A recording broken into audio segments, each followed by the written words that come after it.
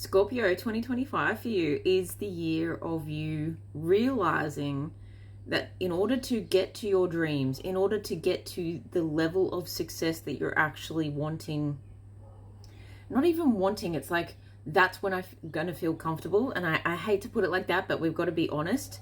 When I have this, and this, and it's in a very neat, orderly row, is how this is kind of coming across. When I have those, then I'm going to be happy.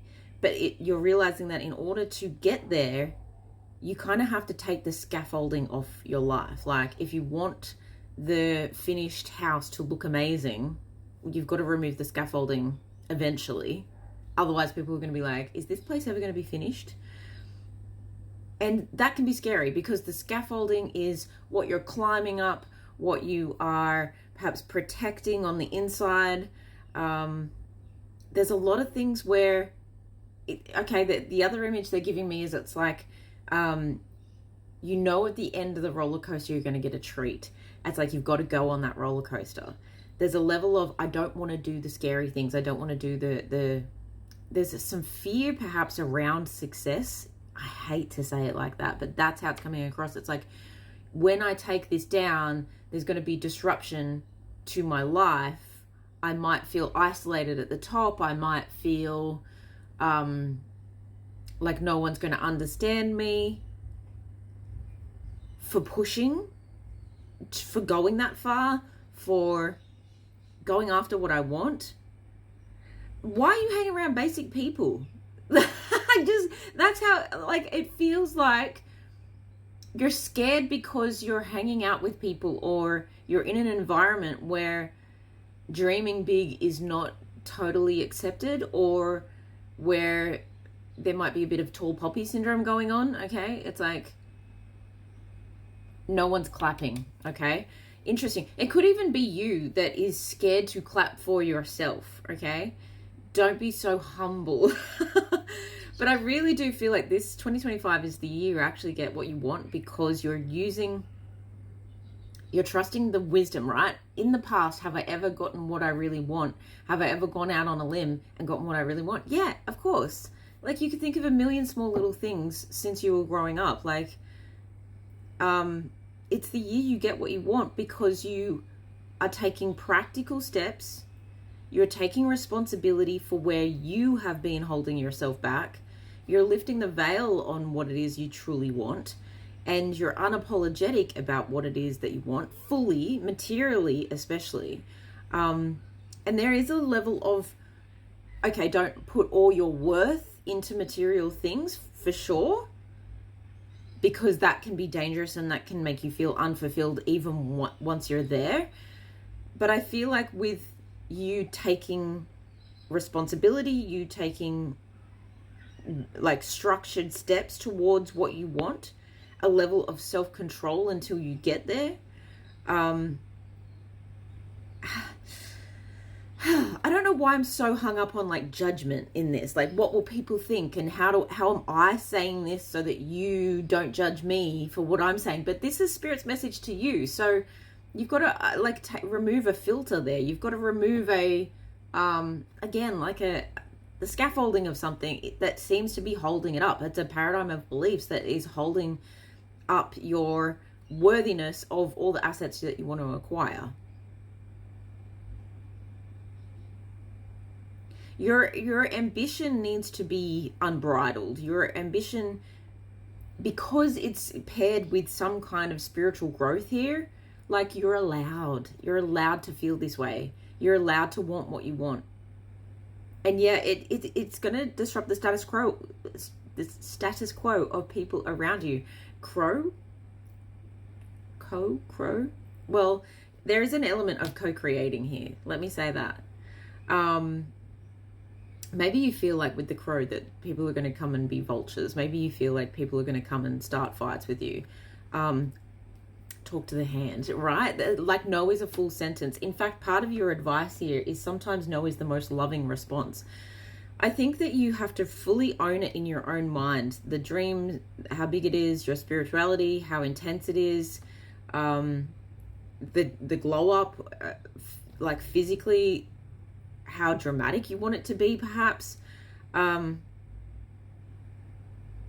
you have to own it fully, and you have to feel confident in that in order to move past any lingering grief around like bullying, around an adult bullying, especially with women here, or feminine energies, I should say. Like, honestly, like anyone who is bitter and sad within themselves, they're making you feel powerless. But you have to remember that you, like, when you honor how you feel and you honor what you really want, you become powerful. There's no powerless situation at all. In fact, when you realize that, I do feel like you're going to take some risks. I do feel like you're going to take some leaps of faith. I do feel like you're going to co-create with people who are investing in you, who feel the same way as you, or who want to get something out of it equally for them. So you know, okay, what we're both putting in, we're both going to get out. There's a lot of like new business growth here, starting a new business, deciding to go out on your own in business, taking a leadership role that perhaps people thought you were too young for, too green for. It's really like unveiling, it's dropping protection mechanisms in every facet of your life, and just dropping the veil of like holding yourself back, because who's that serving? No one. It's definitely not serving you.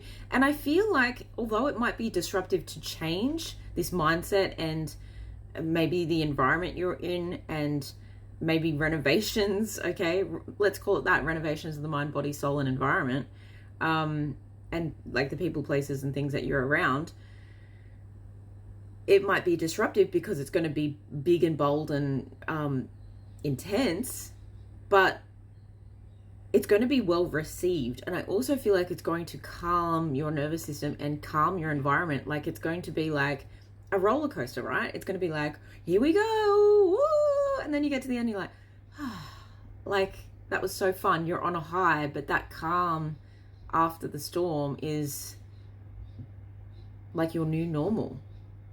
And there's a level of comfort there. You're wallowing in your discomfort like you've outgrown your pot, you know? If you're a plant, you've outgrown your pot and you're just like trying to get out of this pot. So in order to balance the scales of big magic, okay, like what you are creating in the world, what the world needs you to create, what the universe is calling for you to do, what your children are calling for you to do, what you came here to do in this lifetime, you need to start working with people who ground you and who scare you in good ways, not in ways of, well, you better be careful of that, you never know what's going to happen. Let's get some confirmation on that. Yeah, this is the second time meditation has come up in this. So your spiritual practices, your self-love, your self-care practices, just quietening your mind is definitely coming up. And when you do that, you don't overthink things, you just do. Definitely self-love, nurturing yourself in nature. Again, a sense of like changing up something to do with your physical appearance. And it's coming from like a soul-loving place. It's coming from a place of, I love myself enough to do this. This is what I've always wanted. For some of you, this is dropping a lot of weight. For some of you, this is gaining a lot of muscle. For some of you, this could even be changing like religion or something like that. And stepping into a leadership role within that religion or practice. It's all coming from, if I am my own home, how do I love myself into the next level? And that's what you're doing, Scorpio. Don't be afraid to do this alone until you find the right people, by the way. The right people, again, use meditation to call them in, will be magnetized towards you once you change. And it's not changing anything that you were born with. It's dropping away the things that society has told you you need to protect yourself from. You're protecting yourself from yourself. We're not doing that anymore. This is the year for you to come home to yourself and to create a new home for yourself, and to look back. I really feel to look back and be so freaking proud of yourself. You're a beacon. I'm excited for